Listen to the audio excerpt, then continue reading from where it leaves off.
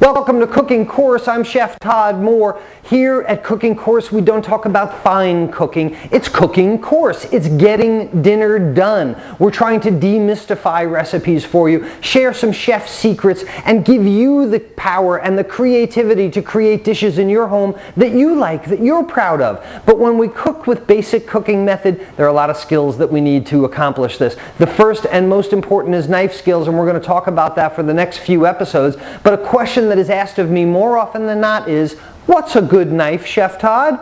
Well, that's a really tough question to answer because there are so many variables. Perhaps I can share with you today some of the elements of good knives and you can make a decision.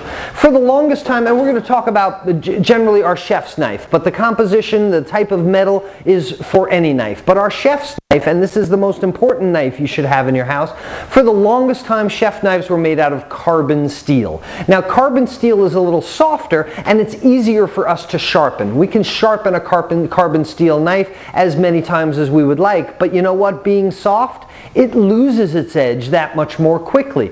And a tough thing with a carbon steel knife is that it can discolor. Acids can cause it to discolor. It will rust. It will actually pit a carbon steel knife because of its soft nature. So some people like a carbon steel knife because they can sharpen it as often as they want. It'll lose the edge quickly, but then again you have the power to sharpen it. Generally a carbon steel knife will be less expensive versus this is a stainless steel knife, and this knife in my kitchen, I have more problems with this knife. This knife needs to be sharpened probably by a professional. I do it on my sharpening stone, which I'm going to show you in a little bit. It is difficult to sharpen, but you know what? With a stainless steel knife, once you get a good edge on it, because the stainless steel is so hard, it will keep its edge much longer. It will not discolor. So the only two knives available for the longest time is a carbon steel knife or a stainless steel knife. This is softer, easy to sharpen but loses its edge. This is harder, hard to sharpen but keeps its edge. This will not discolor, this will not pit, this will not rust. This one very potentially will if you leave it in your dishwasher or leave water on it. So what's a person to do trying to decide between these two types of knives? Well, not until recently did we even have the choice. Now what we have is a high carbon stainless steel knife. This is the best combination of all worlds. Our high carbon stainless steel knife is easier for us to sharpen and will keep its edge for a longer amount of time. It will not discolor like a carbon knife will, but it'll hold its color and it won't scratch or bend or fade. It is the best characteristics of both types of metal. And you'll find a high carbon stainless steel knife is going to cost a good amount more than any other knives. So when you go into Kmart or Walmart or Target or something and you go, wow, they have these beautiful looking chef knives and they're only $15, it isn't necessarily the design of the knife or how pretty it is, it's what it's made out of. Stop and look for high carbon stainless steel, carbon steel, or stainless steel. Your carbon steel knife is going to be less expensive generally. The fourth type of knife is a hollow ground knife, and you won't find this as often. This is generally used in a commercial kitchen for slicers and things that aren't used on a daily basis and don't get beat up. But a hollow ground knife is actually two pieces of metal that are sheared together and then sharpened together. The hollow ground knife stays very, very sharp, but it wears very quickly because it's two items instead of one. Now, when you go to seek out your knife, there's some other considerations as well. This knife has a plastic handle to it. This one has a riveted handle. You can see the rivets. And the difference between these two knives are that we can see the full tang here. T-A-N-G is the tang.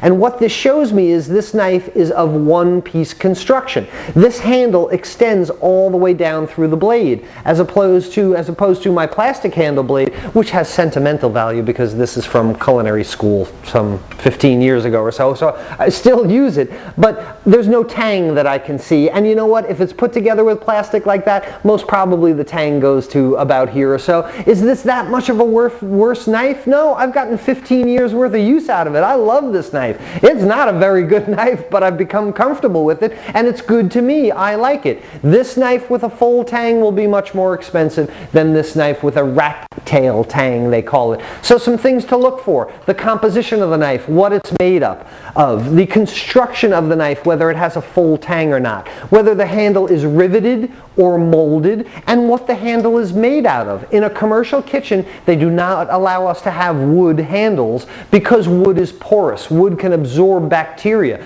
My suggestion for kitchen safety in your house: get something that's a laminated plastic, something that you can still see that full tang, but not wood. Even a plastic like this will help keep your knives clean in the kitchen. So when you go out to find a knife, it doesn't matter how big or long the knife is. It matters that it fits in your hand, that it's good for you, that it's comfortable, and it's of good quality. Sharpening our knife is not difficult at all. We don't have to really have any much more complicated equipment than this sharpening stone. And with my carbon steel knife, it's very easy for me at a 20-degree angle to drag this knife across the stone and sharpen it, and then come the other way with the edge and drag it this way, sharpening the knife. Much harder to do on a stainless steel knife, and it takes much more effort. Lastly, this thing that came with your knives that you might think is for roasting marshmallows, this is our sharpening steel. The sharpening steel does not sharpen the blade, but it retrues the blade.